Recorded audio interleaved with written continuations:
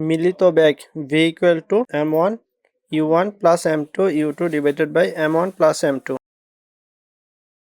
আকর্ষণ বলের সূত্র হচ্ছে F equal to g m1 m2 divided by d square.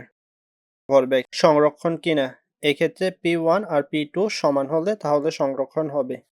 এক্ষেত্রে প্রথমে সংঘর্ষের পূর্বে ভরবেগটা p1টা বের করতে হবে, আর সংঘর্ষের পরে ভরবেগ দুইটার মান সমান হলে তাহলে ভরবেগ সংরক্ষণ হবে।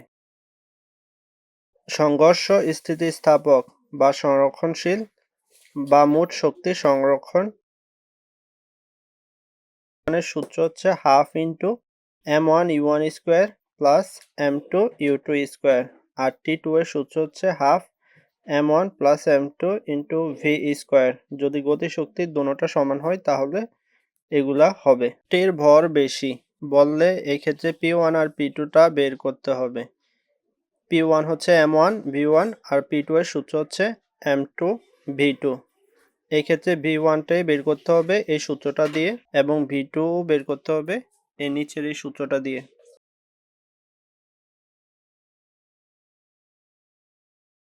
লেখা থাকে কত সময় পর সংঘর্ষ হবে, এক্ষেত্রে সূত্রটা হবে s ইকুয়াল টু vt।